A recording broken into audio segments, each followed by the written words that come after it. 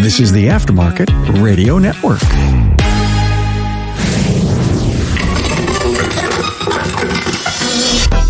Hi, Carm Capriato, the Aftermarket Podcast Guy. Hey, welcome to the show. Ready for another episode to challenge your think or solidify how you feel on a topic? Absorb every waveform and use this discussion for your own personal thoughts and growth. Hey, Matt Fanslow and Scott Brown are here and have been great contributors to the podcast. They also have a no-nonsense view on social media and the diluting and filtering of information that happens. They talk about the Dunning-Kruger effect and time consumption, among other topics, as they speak to the good and the bad of social media. They do recommend being professional in handling your social media presence. Hey, thanks to our sponsors that make this episode possible for you. Hey, I just heard that Apex 2021 will again have the best and the brightest trainers and another great schedule of technical and management training. This is specifically for shop owners and technicians. Stay tuned here for more details. And for now, make sure that Apex 2021 is on your calendar, November 2nd through the 4th in Las Vegas. You know, contactless service is key to keeping your bays full while remaining 6 feet apart. Shopware's completely digital workflow will wow your customers and keep your profits up. Tara from Topol Service Center recently commented, "Thank God for this amazing cloud-based software during this difficult time. She can't imagine life without it right now." And she thanks Carolyn and hashtag Team Shopware. Book a demo right now. GetShopware.com. Here's some great news. Aftermarket Weekly is now a podcast. Yes, you can listen to this robust weekly show that includes a guest host and a virtual shop tour while you are mobile. Listen on your favorite podcast listening app. Search for Aftermarket Weekly. And you can find Matt and Scott's previous episodes, their bios, and the key talking points for this episode at remarkableresults.biz/E598.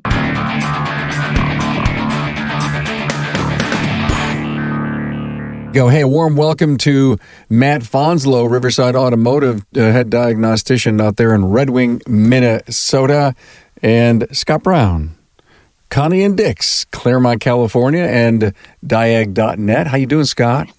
Hey, I'm doing great, Carm, and Matt, great to see you. And I didn't know it was called Fanslow. I always call you Matt Fanslow. What's the proper pronunciation? Fanslow, and I got that from my grandma, and she would...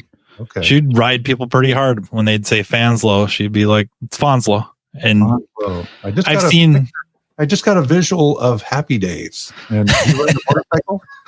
That was my nickname. I never really. Okay, well, I do fix cars by just kind of wrapping on the hood. I've got that down. Jukeboxes don't work so good, and the girls like snapping my fingers. I'm doing something wrong. I'm doing something very, very wrong. Pretty good at repelling.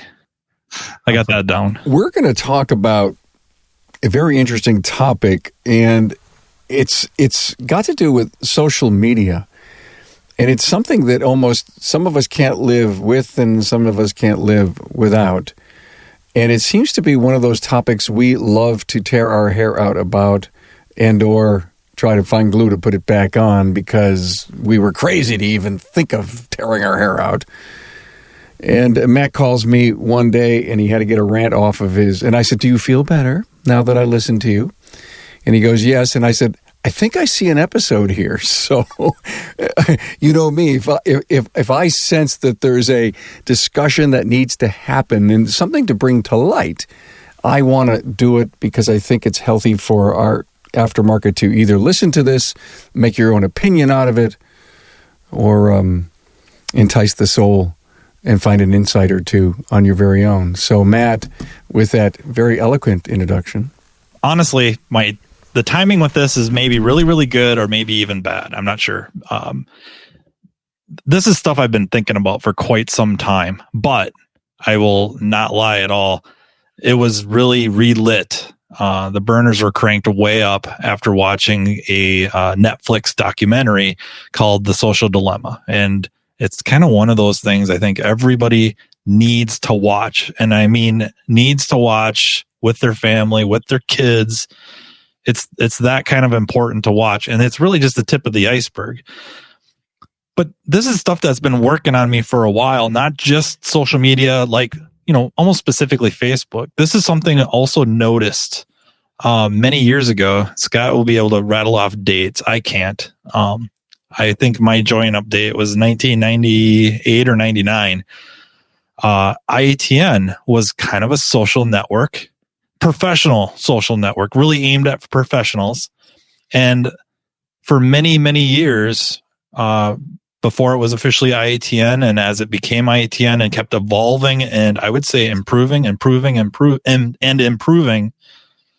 it became more social, and you kind of started to see degeneration as more and more and more people joined up, technicians and just members of the trade would join up. You got to start to see this almost de-evolution where it started spiraling a little bit, and it's kind of the same thing we're seeing in micro examples or micro bursts, if you will, on Facebook with all these different groups, all these different pages. I mean, there's got to be hundreds and hundreds of groups aimed at professional technicians, whether as a broad scale, professional automotive technicians, or specific, programming, diagnostics, alignment. I mean, all these different groups.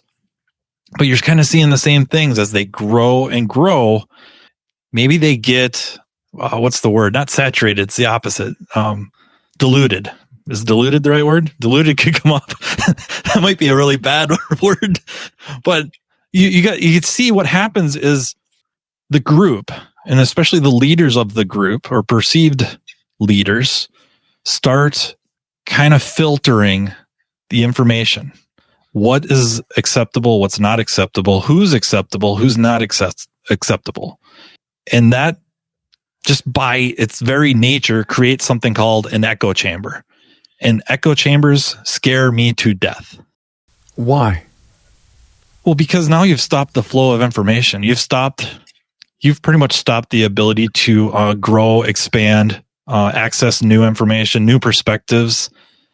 We see it really politically, but it happens professionally in auto repair, theory, operation. We see it happen. We've seen it happen. We've had proof of this. We've watched this happen with IATN.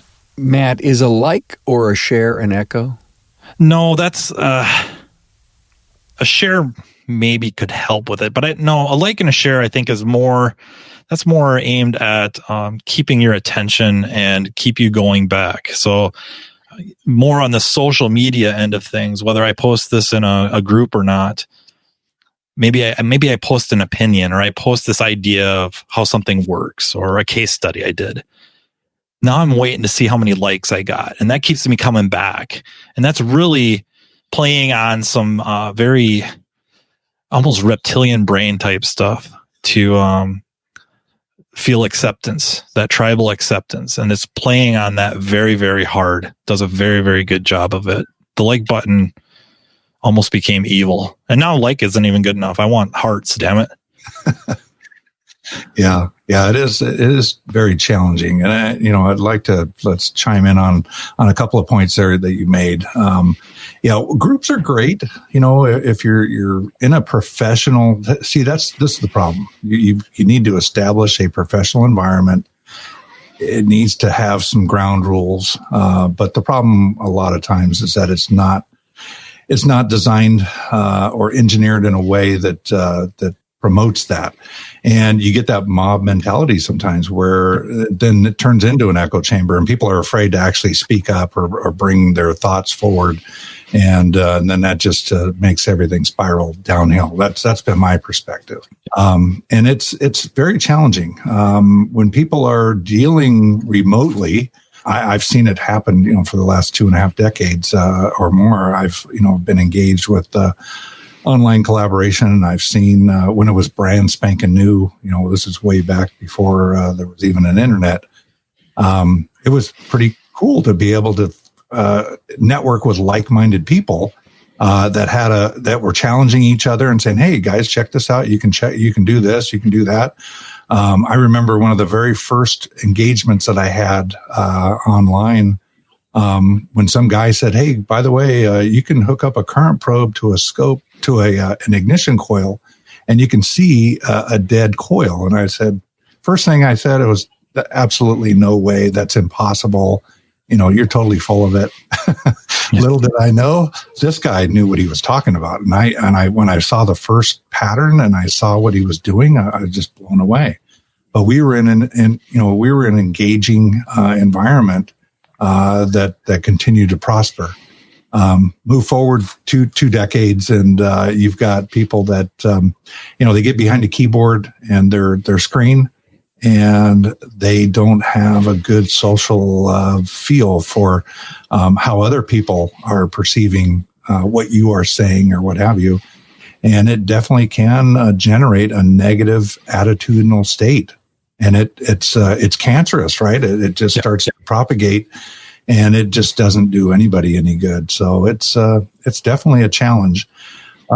Speaking just generally of Facebook, and it is an environment that it's populated with all sorts of genres, right? And you may go on there and you may be looking for something that interests you, and then you get something that comes in your left view, and all of a sudden you're really pissed off. Or now you're happy, but it's very challenging, and it is a big time consumer. I mean, I have to really watch myself when I go on there and browse around, and I don't get sucked down some rabbit hole. Active challenge. You just said the right word, time suck, which is what they're after. Yeah, right. That's what they're competing for. Is your attention. Mm-hmm. Yeah, it's very difficult. But Facebook is competing for your attention. They want you to live on that. That's how they get their sponsors. That's how they're paying. That Facebook's free. Well, when something's free, guess who the product is? Nothing's free. Come on. Yeah. How could it be free when they do how many billions? Is it a trillion yet? Who knows? But they take guys like Scott and myself who want to promote the things that we do in that world, and they charge heavenly for us to have access. Mm-hmm. Yeah, and it's, not inherently bad. There's certain things that are unwittingly bad, but it's not inherently bad. It's just the users have to be aware. And that's kind of when things fall apart, is when you not even demand, but you have to have a group of people aware of what's going on, what's happening, and then not necessarily do the easy thing, do the right thing, which is, for maybe lack of a better analogy, honestly, we do live in a free country, so that means you're free to be offended. And I think we have a tough time accepting that sometimes. And then from just a professional standpoint, you get locked into what you think. This is how this works. I've seen this. I've seen this time and time again. I know how this works. And now you get somebody in there who's like, well, no, that's not really what's going on. Here's what's going on. And it's usually one or two versus a group of, active members, 100, 50, and they're really coming down on them. And it's rough for them. You get to see something called the Dunning-Kruger effect. And that's become even more and more common and potent now in the age of social media and, quote unquote, big time, quote unquote, internet, where different spaces to interact with many, many different people. That's tough. And I used to get challenged with this a lot, going back several years. And people would just complain and say, man, these guys are coming on here and they're just asking all kinds of stupid questions and blah, blah, blah. And it really kind of frustrated me that the guy complaining didn't put himself back 20, 30 years before and said, you know what, you were that guy. Think about the timing here. Yep. Somebody comes in and wants to ask a quick question. Hey, how do I do this? Or how do I do that? And somebody says, well, go look it up or go do this, or just, they just scold them rather than encouraging them. Right. It's kind of like a mentorship. If you want to mentor people, I remember when I started working in the industry, I had this really smart dude that worked in the next bay, and this guy was super smart. And he was fixing TVs. He was doing all kinds of crazy electronics, and I would always ask him. And this guy was he was kind of that a-hole at times, But then he would say, "Hey, by the way, you want to learn how to do this? Here's what you should be looking at, or here's what you should start to study to get a better or deeper idea of what this is. And, so it's no different. If you're in a room with people and everybody around you is getting smarter and smarter, well, you need to either get with the program or get out of that room, right? If you're complaining about people that are beneath you, right, and they're trying to learn and they're trying to, advance themselves, well, give them the right encouragement and guidance and be a professional. Don't slam on them and say, "Oh, you're not a pro. Are you really a tech?" What the hell? I've seen some really crazy dialogue, and I just look away and just go, "Oh my gosh," and it's really sad. I think what he brought up, Matt, don't mean to interrupt in here, but Scott just said pay it forward. And do you find or feel that some of the cat fights that are going on in some of these streams is from the senior people dumping on the non-so-senior people, or is it the Dunning-Kruger effect that you see more of? It typically depends on the situation. But I would say not so. Yeah, I don't want to say like age-wise. I don't know if it's so much age, but it's typically how long the person's been in that venue, be it a forum, a chat room, whatever. And now, speaking almost specifically to what Scott's talking about, not Dunning-Kruger, the willingness to help, the willingness to pay it forward, the ability to reflect back on 20 years ago, 25 years ago, 10 years ago, how many light years have you leapt in your knowledge and understanding since joining? And now somebody's coming in with essentially some of the same questions you've asked in the past. And since you've been there for so long, you've seen so many times over and over and over, you've become almost exasperated with it. And some people's seemingly unwillingness to use the search bar, not so much in Google, but the actual forum or the group. A lot of groups are searchable. And it just seems like you get very short with them. And you'd probably be better off just suggesting using the search bar, or, suggesting this has been discussed many times. Take a few, do some searches, and then come back and ask another question. I think it could be just handled a little more professionally, arguably, maybe humanely, instead of just crushing somebody and just leaving a really bad taste in their mouth. And then just one more thing to be like, well, why am I doing this for a living again? Yeah. I think to add on to that, I think some of these guys may be in an environment, we're dealing with people that are probably working on analytical things, right? They're diagnosing cars or what have you. And unfortunately, the reality here is that some of these guys are working in environments that don't really pay anything to do the diagnostic. So this guy's trying to get an answer so he can now sell some work to get paid. And, which is that's a real problem. That might be another way for you to help somebody understand, where you're at, what's going on there. You may need to do some management from within, right? And try to influence the other side of the equation. It's really a tough environment out there. Our industry has got many, many challenges. Hey, Carm here. And coming up, we talk micro-learning and paying it forward. Hey, Carm here, and I can't say enough about the quality of instructors and the high level of technical and management training that was offered during the recent virtual Apex experience. Now, the great news is that show organizers for Apex 2021 are already hard at work to again assemble the best and the brightest instructors and the most timely and needed training for shop owners and technicians. Watch for a robust schedule of training and product demos on topics such as wheel alignment and ADAS calibrations.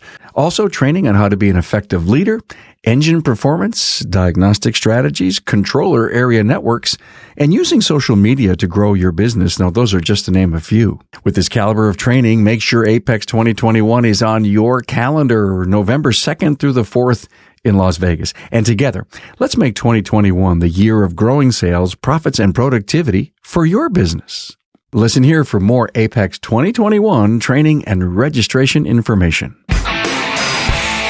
Hey, today's pandemic is causing so much stress and uncertainty for everyone right now, especially shop owners. Now, how do I make sure that my staff and my customers stay protected while still moving cars through the bays?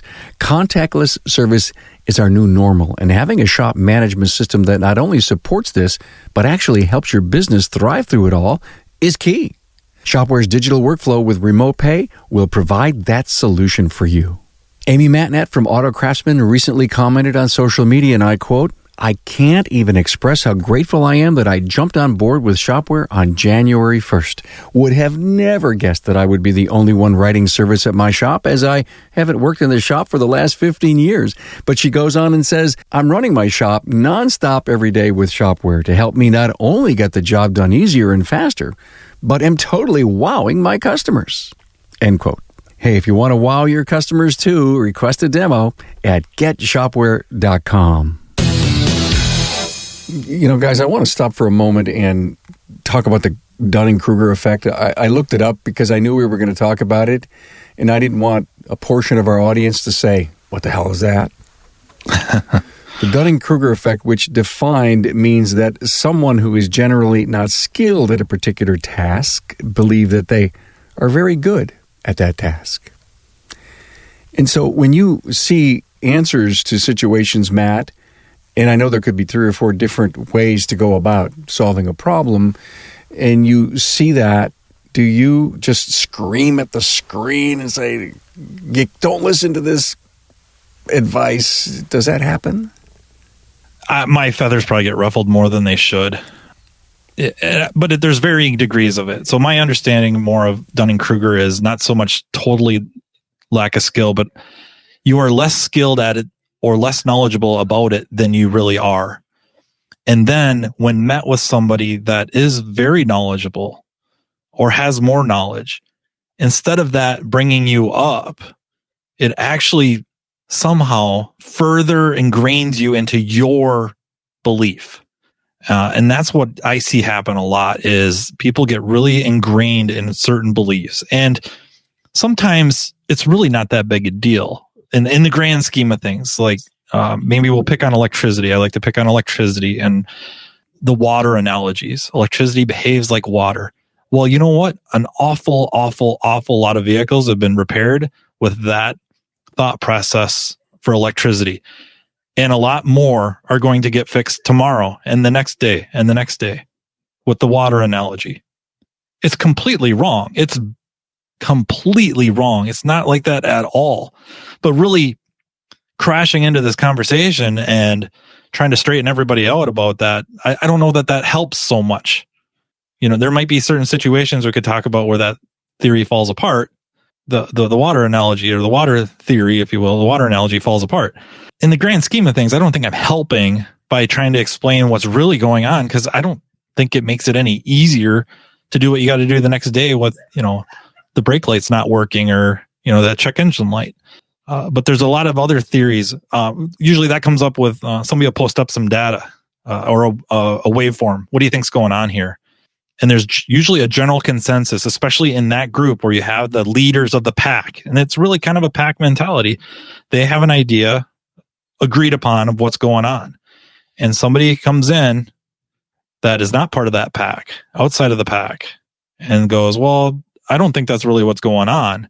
What about this? Or have you thought about that? Or this is what I think is going on and this is why."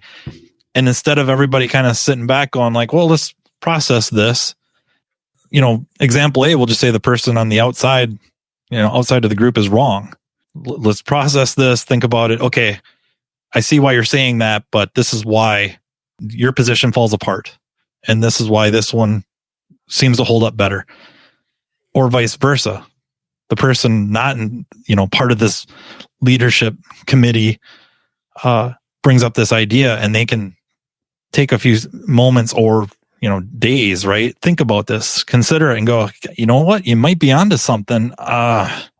But that's usually not what happens. It usually that person further ingrains not just that small group. It permeates and trickles down throughout the entire group. You watch it happen. Everybody piles on. It's that tribal mentality.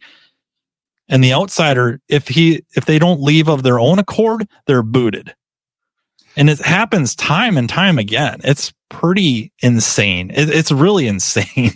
Mm-hmm. Yeah, it is. So one of our mutual colleagues, Harvey Chan, used to tell me all the time, he said, man, some of these topics are just too deep to disseminate in a virtual environment like that. When you're in a small little group or doing a class or whatever, you can read body language and you can articulate, and you're right there, right? It's the mob mentality is what I've really kind of observed, is that these guys just get this high mighty horsepower trip, and they just they just jump right down your throat, and now they either run the guy off or the gal or whoever, rather than encourage some deep thought about, hey, how does it work? When you were talking about the electricity part, I was thinking, okay, yeah, here's an example. Some guy's trying to figure out how current's flowing, and then somebody said, well, that's not electron flow, that's conventional. What are you talking about? Come on, I'm just trying to get this car fixed. Yep. If you want to recommend some reading or what have you, that's the other thing. Some folks are not really good at articulating some good communications that will be conducive to a positive effect. They're usually shorthand, and again, you got the texters that like to use letters instead of words, and that's another downer. I see that being used in a professional environment. I'm going, come on, guys, let's at least communicate at a professional level with complete sentences and properly cased and all that good stuff. But yeah, it's definitely a challenge, and I don't know if there's an actual fix unless there's a cultural change from within, and people start to recognize that, hey, you know what, my influence can help to promote a better environment, a better industry that's around us, and that could actually benefit us all. It's tough, but I'm still here, pushing our industry forward, and I'm happy to be part of it. Doing a great job at it. I just think it's so much recognition. I have to recognize that this is what's going on in my brain. I'm doing this for a reason. I've been pre-wired to do, to have this reaction, but I have to think it through. I have to think about the, down the road, long-term effects, and not helping out. What good does that do? It's a complete waste of energy, and mine and theirs and everything. And just recognizing and accepting that that's what's happening, and not accepting, okay, well, I guess it's okay. Rejecting it and going against that, going against this a tribal mentality, and when somebody's trying to explain something to me and I'm getting more and more reinforced in my position. Not saying you absolutely are, but you should be questioning yourself. Like, am I doing a Dunning-Kruger here? Like, let me step back a little bit and think about this. And you might be right. You might be the one that's right. But man, take a few just to think about and consider you might not be. You said something earlier, says, why are there so many groups? And after listening to both of you, it's almost like you get so fed up at the short answers, the wrong answers, according to you, and some of the posts, this just can't be answered right. You said, well, we're going to start something new and we're going to tighten it up. And then you get out of that one, you're going to start something new and we're going to tighten it up. And the admins aren't paying attention, so it kind of gets loosey-goosey. Is that why we've got hundreds and hundreds and hundreds of these? Yeah, I think you have some that get fed up or booted, so they create one that will be better. Or, like you said, they maybe create one that's a little more focused. This one's maybe just, hey, we're all auto mechanics, we're all auto techs, we're all diagnostic techs, whatever, we're all brake techs. Create this group for us. And they just end up being reflections of themselves. It's inevitable. You bounce, the names are different.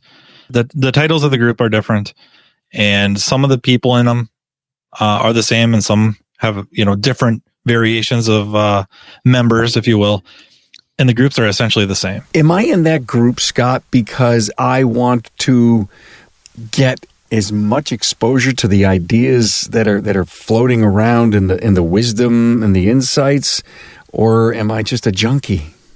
I think that really what's happening is that there's micro learning it's been going on for decades, and the micro learning that you can gain, there's a lot on the table there.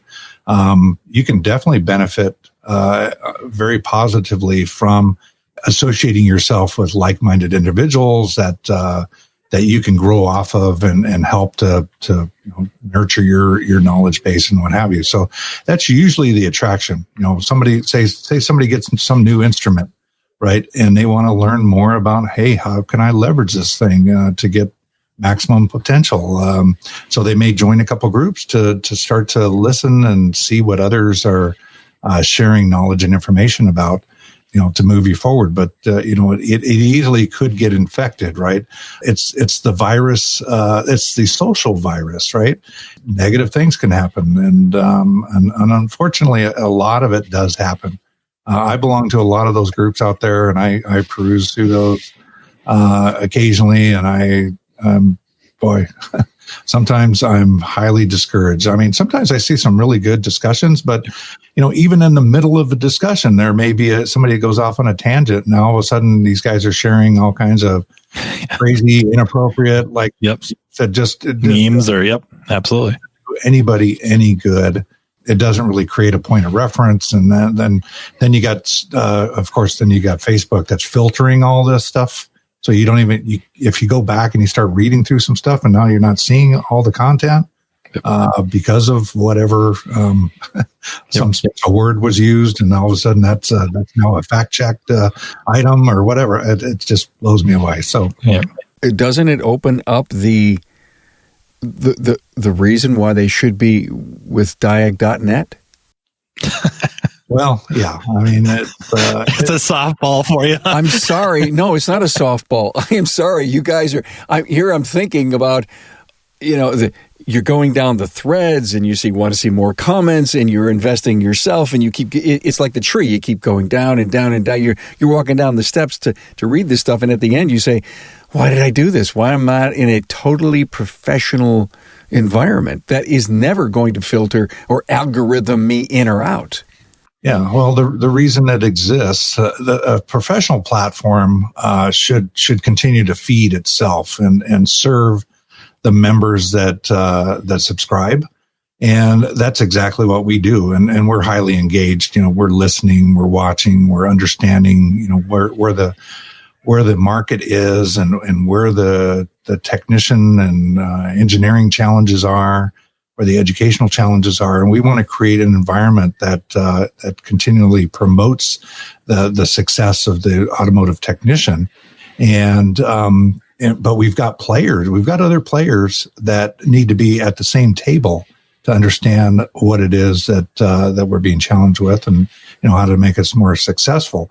But at the same time, the content we're creating a resource, a professional resource. So, in the future, when you have that new technician that has come into the marketplace, 5, 10, 15, 20 years from now, and he's now learning some things, he should be able to find content that can help him. And when he's in those micro learning phases where he really wants to exponentially grow his awareness around any particular topic or technique or what have you, that's available. Try to do that in these social environments and do research like that. It just is not there today that I've seen, and I don't think it's really designed in a way that's going to promote what we're trying to do at Diagnostic Network. Did that answer your question? Yeah, it did, and it served it up nicely, Scott. How long do you spend in these groups, especially on Facebook, Matt? Is it worth? Scott said micro learning. I agree with you, Scott, in every way. Business, technology. What do you invest in, Matt? And what happened? Yeah, put the political arena aside and all the rants and all the acidity that happened then, and maybe it bred over to Facebook. But if you're spending way too much time to get you way too aggravated, should you go on a diet? If it would get to that point, absolutely. I mean, I peruse certain things. I rely heavily on my feed, which is dangerous because it doesn't give me everything. There's probably certain groups that I gravitate to more than others. I really only get engaged when I find something wildly wrong and misleading, whether it's theoretical or even, like ASE. I'm kind of a sucker to get in an argument about ASE. I'm always rallying to ASE's aid. This is just that one paladin or whatever, trying to ride in and set the record straight on the positives, what I find to be incorrect expectations of ASE and stuff like that. So I'm a sucker for that. I'll get engaged pretty heavy into that and dedicate, hours. But in general, I would say no. I would spend more time now on diag.net. Really, this is way, way, way not a commercial. One thing about something like diag.net is now it's one area to go to search. If you are a member of multiple groups and literally dozens, now you have to try to remember where you saw it. Was it in this group? Was it this group? Somebody said something. They had a car, kind of like the one I'm working on right now. God, which group was it? And you start flipping through and searching all of them, trying to look for this one post, which maybe Facebook filtered out from your search. You're not going to find it. Whereas diag.net would not do such a thing. And it's a one place to go, right? The other thing I was thinking about is a little bit earlier, we were talking, Carm had said something about you being a one-offer or in the minority. And I think you are trying to surround yourself with people that disagree with you. I find that I'm that type. Like, I need to have people around me that disagree to challenge me. And not so much just I need to be challenged, which I probably do, but also I want to be right. You know what I mean? Like, I want to be right. I'm not right all the time. I'm not right nearly often enough, but I want to be. So I need people to challenge me to better work on my positions and my thought processes. And, can I defend this position, this idea from this perspective? And I can't. So now I have to modify that.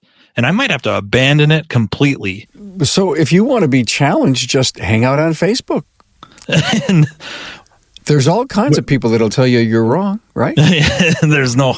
Man, so I love the point you're bringing up. I remember hearing a story from a shop owner that was watching a stream, and someone posted a question, and it was a management question. It was about an individual. What should I do? I had an employee do this. And the first reply was fire them. I think there were some other expletives that went along with that. And then what I found out is that the person who immediately replied within seconds, who said fire them, had a single bay shop it was dirty, and it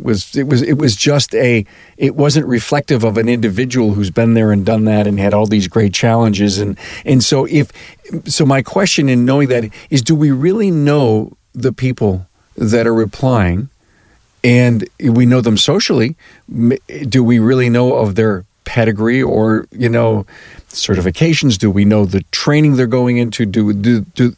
Are they a member of this industry that continues to want to elevate themselves? I mean, how do we know what answers to consider? That's going to happen no matter what.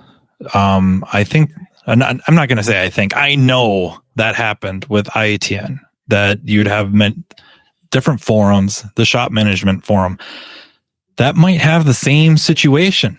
This happened, what would you do? First few posts, fire them. Okay. Some of these names over time start garnering a little bit more clout, if you will. They post a lot. They start garnering some respect. And it might not just be shop management. It could be the theory.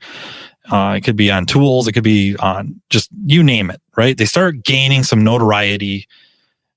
There seems to be more weight to what they say. And then you meet them, or you get to know them a little bit more, and then you show up at their shop and you find out they are nothing like what you thought.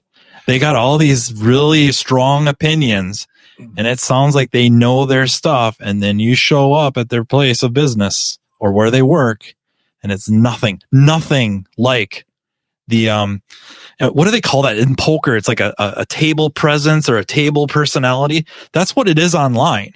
Oh, you're a type player. So, okay, well, now I've got all the tools. I do everything the right way. And you show up at their shop and it's a dungeon with no tools. Yeah. Dungeon. That's the word I was looking for. Yeah, do what I say, not what I do. Right. Yeah. So that's going to happen. But, back on your question there, I think really it's a weighting factor. People can gain, they get that E.F. Hutton effect, right? So when they're very eloquent and they speak and they know what they're talking about and they demonstrate it. But when you get people that come in there and just all boldly just blurt out stuff, social media makes it very easy to actually do a little research and find out who is this person. What is their overall, game plan? How would I weight his or her input towards what I'm actually after, right? So you can kind of look and see, who are they? What they do? What do they bring into the equation, other than the words that they just wrote? So yeah, it's a slippery slope. It is easy to get your feelings, upset. And again, like Matt was saying, I want to be challenged. And sometimes when guys or gals want to begin a conversation, sometimes they just dig themselves a hole right out of it. Rather than saying, hey, folks, I've got this. I've been thinking heavily about this, and I've done some testing here, and this is what I've found. What do you guys think? Right? If you present it that way, now you've got an open invitation for engagement and discussion. That doesn't mean you're not going to have somebody that comes in there and say, "Oh, you're just wasting your time. Just quit testing and just slam a new one on." Yeah, you're still going to get that, and you're going to have to filter through some of that. Well, they're from a dealership. But I do have a sound effect here. You got to listen to this one, right. Carmen. Edit this one out. But listen, I've been waiting to play this one. Would you like to report a problem with one of your mechanics? When did you bring your car in? Yeah, right. I'm going to get my car repaired at a dealership. Don't I just flush my money down the toilet? Sir? Very good, Scott. That's George Costanza. It started, I thought it was going to be that Rodney Dangerfield bit. Yeah. Hey, look at guys. We ranted. You all had your piece to say. What's the outcome of this podcast, Matt? It's got to be awareness. It just 100% has to be awareness. You have to be aware of how you are wired. And I don't mean just, in general, you're this personality type. No, as a human being, you are wired a certain way to have certain tribal characteristics, and you need to fight them. And you need to do everything in your power to make sure you're not falling into an echo chamber, a part of an echo chamber, creating an echo chamber, and start welcoming people that disagree with you. And they may be wrong, and that's fine. And over time, they will find out themselves, and you can help them. But it does you no good to filter down the different inputs. And you're selecting now what information is reaching your eyes, or in this case, or ears. The long-term repercussions are severe. They're severe. And, Scott brought up Harvey, and I have such fond memories of my first time interacting with him online. And I think I really, really lucked out, not because it was Harvey. There's many other people in there that were very, very bright as well. And Scott included was in there. I'm almost positive that you kind of got introduced to that by fire. I want to word this right, but it did me a really, really big favor because I think I came in with a certain mentality of helping each other in a certain way. Like I had this idea of how this had to happen. And I had this group of people that were extremely smart, way, way, way smarter than me, who were trying to help me.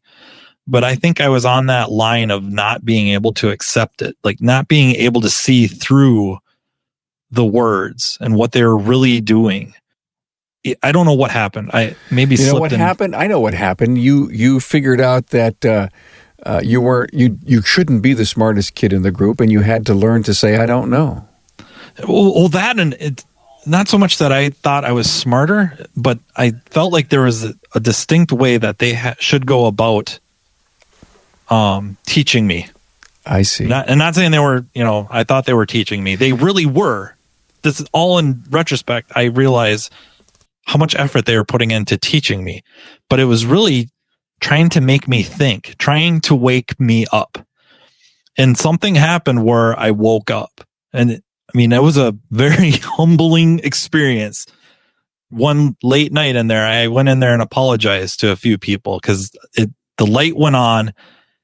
And I figured out Harvey being one of them, how much they were really helping me, and that light clicked on, and how important that was to be able to accept their input, not reject it right away, or try to filter it because they didn't do it the proper way in my mind.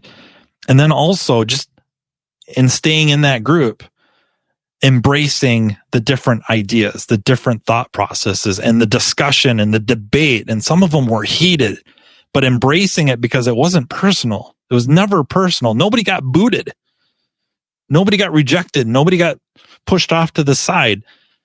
It was civil discourse, but it was heated, passionate civil discourse.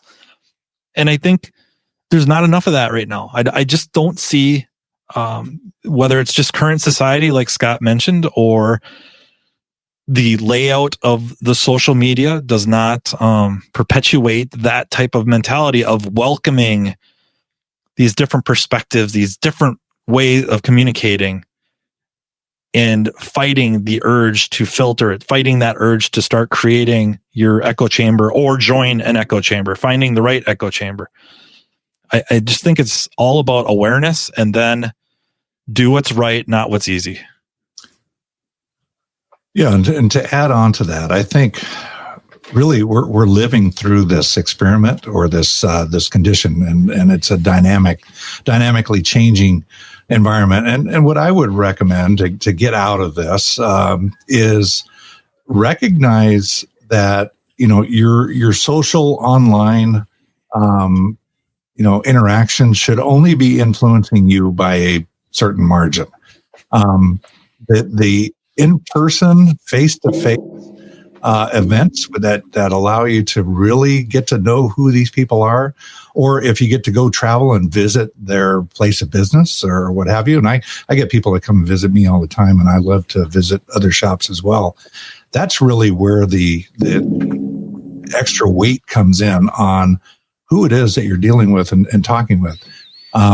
You're going to have to recognize that and make sure that it doesn't, too much influence on one side could end up, creating a huge negative. And or perhaps you become one of those influencers that continue to spiral things downhill, which really doesn't do anybody any good. So that's such a good word, influencer. An influencer, yeah. That's a really good word. How many cards and letters are we going to get saying, "You crazy guys, you're wrong"? Anyway, that's okay. We can tough through that. Matt Fanslow, shop manager, lead diagnostician, Riverside Automotive, Red Wing, Minnesota. Thanks for being here, Matt. Thanks for bringing me this topic. Did you get enough off your chest? Do you feel okay? Hopefully I come down a little bit later. This is kind of riding it, and I can still feel stuff bubbling up. During your last rant, I wrote down the word genuinity, and I don't know even if it's a word, but it's a derivative of being genuine, and maybe it's an action verb. And thanks, Scott Brown, CEO, diag.net, and shop owner, Connie and Dick's, Claremont, California. Thanks, guys, for being here. Hey, thank you, Carm. Yeah, thanks for having me. Thanks for being on board to listen and learn from the premier automotive aftermarket podcast. Until next time.